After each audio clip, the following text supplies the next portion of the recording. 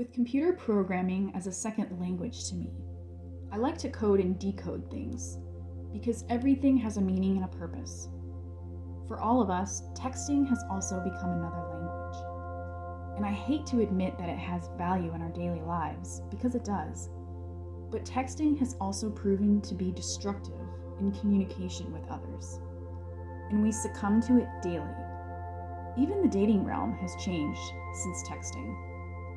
First, it was considered lazy if a guy texted you asking you out on a date instead of calling you. If you texted too often and too much, that was a sign of desperation. Now, if too much time passes between texts, people absolutely lose their minds.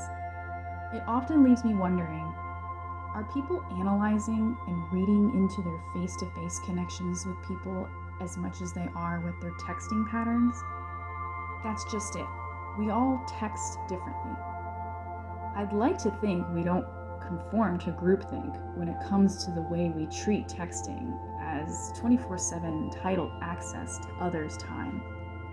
Some see it simply as a tool for communication, and many are clearly using it as a form of manipulation. All the while, there are those who quite literally depend on it for any or all sense of connection with others and the world. In combination, we have established customs, habits, and meanings behind texting when interacting with others. So in today's world, how can you tell a guy legit likes you based on his texting habits? Beyond the superficial pet names and kissy face emojis, I'm here to fill you in on the most substantial patterns that embody genuine interpersonal skills you should be looking out for. He responds to your texts in a timely manner. Time. Such a thing we are often blind of its value, yet we make blatantly obvious in ways that serve us best. Time is money. Time is of the essence. Time waits for no one. Or my favorite, time is what we want most, but we use the worst, by William Penn. So what is considered in a timely manner may vary from person to person.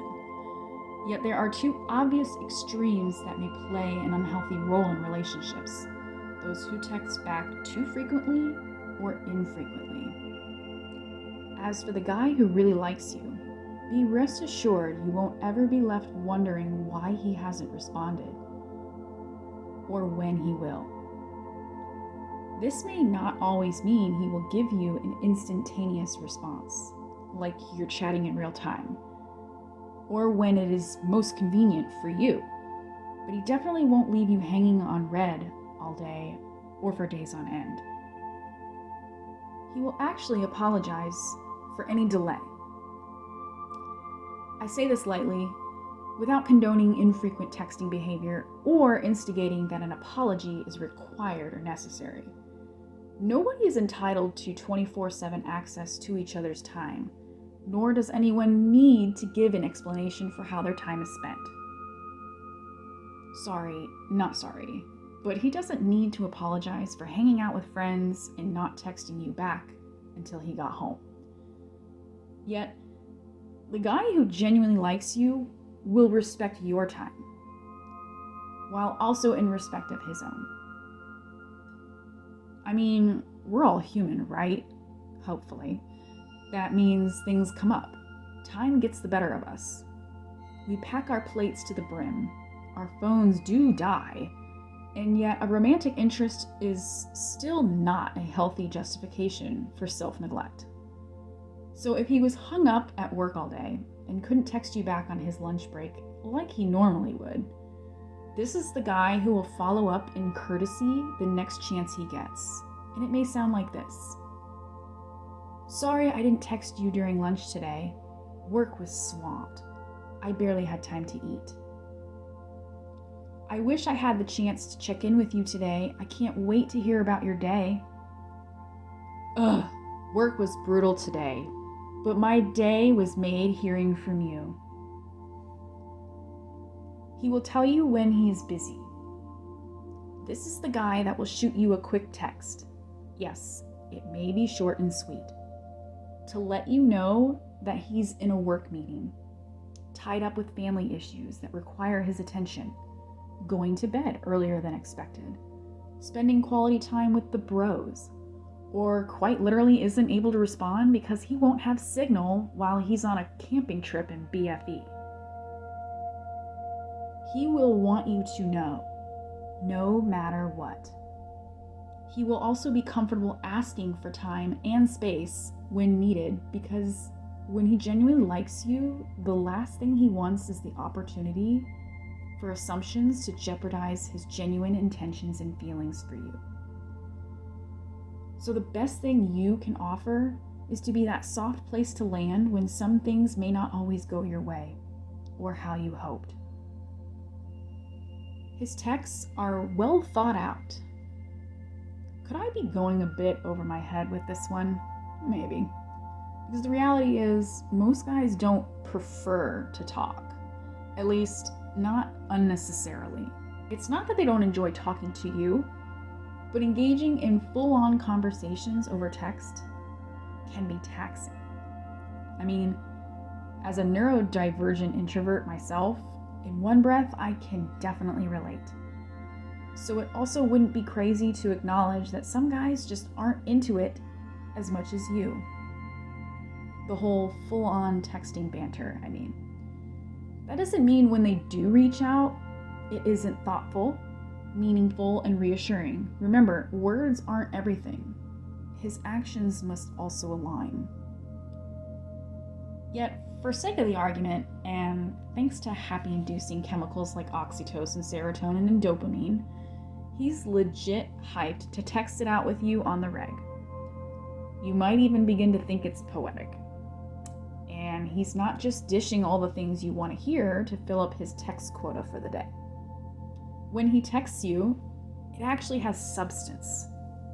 There will be more than just a solid, yeah, tight, okay, cool, or I don't know, in response to everything. Besides, it's true, as they say, that guys text more regularly and make the effort to with those they actually enjoy talking with.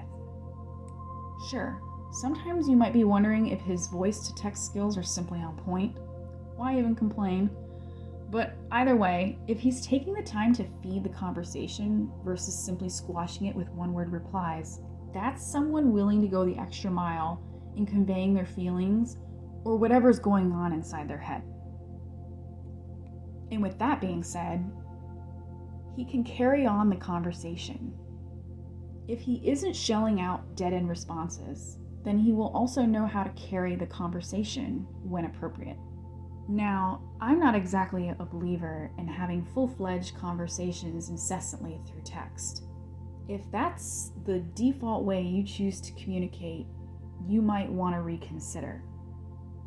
Texting is to be treated as the appetizer, not the main course, like quality time together face-to-face. For long-distance relationships, FaceTime and talking on the phone is a step above. But texting should never supersede or replace the importance of quality time, talking and connecting, face-to-face.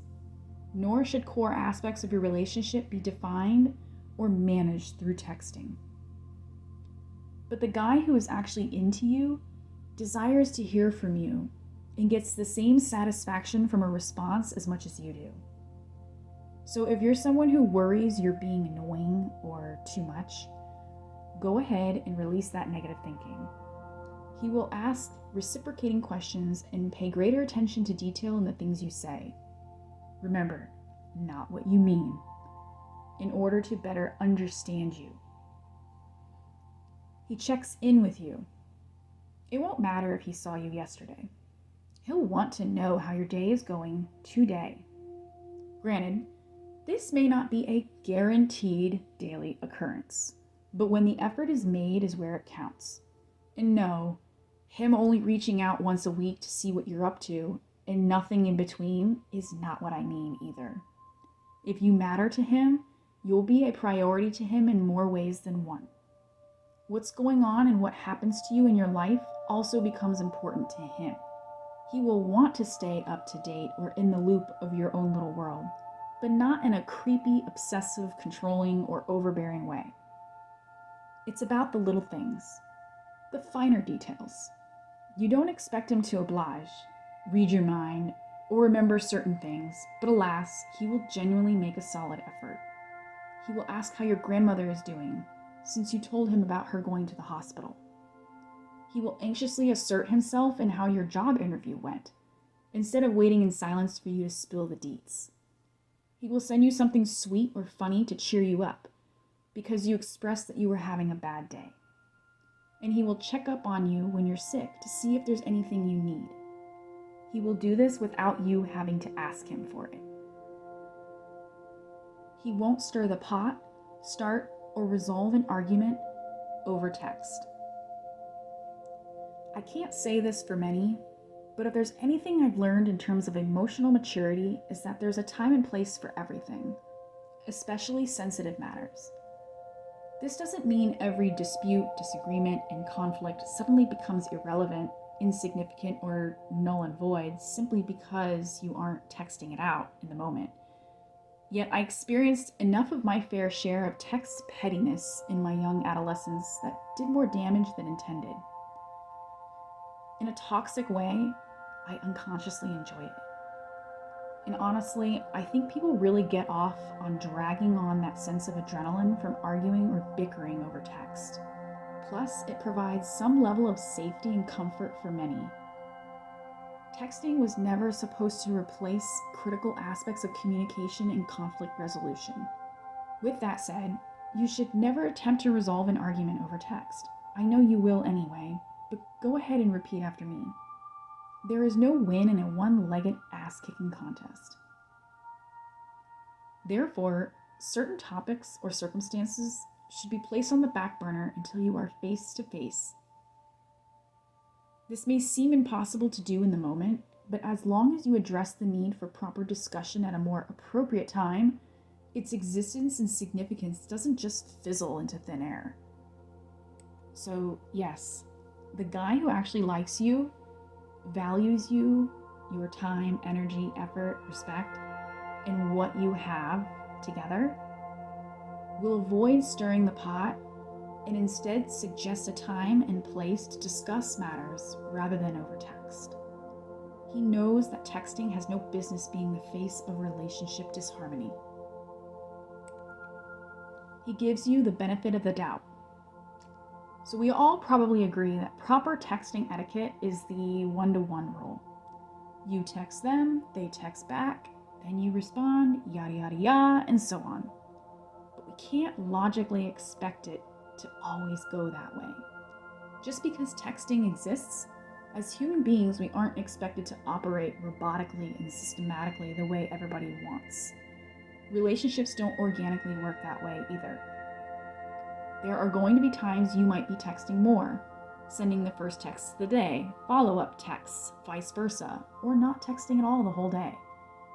My peoples, it's really not that crazy. It's too easy to get caught up in scrutinizing or overanalyzing text messages as it is, hence why texting should never be wielded with the power those blindly give it. He's going to be willing to give you the benefit of the doubt. So when he texted you that morning, to which you never responded, because you were slammed at work, he's not going to hold that against you by refusing to text you a second go-around, or purposely wait hours before texting you back. In fact, he will take it upon himself to avoid making immediate negative assumptions and send a follow-up text that says, "I hope you're having a great day at work. Can't wait to see or hear from you." And lastly, he spends more quality time with you face to face than through text. Look, I get it. Busy work schedules, single parent life, be like, mental health and wellness issues, all the things that can get the best of us and easily take up our precious time. And that's neglecting whatever free time left you have for yourself. Texting has really stepped up and taken off an immense amount of pressure behind making time without sacrificing connection. At least not too much. At some point, I think we eventually become immune to that lackluster level of human connection when it pertains to our closer intimate relationships. Hence why texting becomes an addiction. It's our fallback, and it's lazy when we can help it. And if you're spending more time texting than you are actually together, you might be doing your relationship a disservice in the long run. But he won't let that be the case. Texting and time together face to face will run parallel. Obviously, there's consideration for the ratio of text messages to the number of times you get together, say in a month span. But what's important is he will make time. He won't use texting as an excuse for not getting together.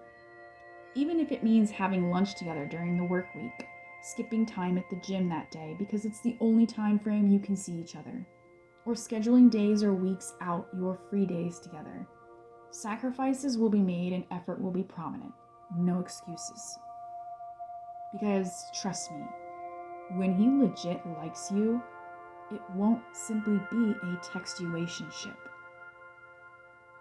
If you found this video helpful, please give it a like. And be sure to subscribe to my channel so you can stay on top of the latest videos.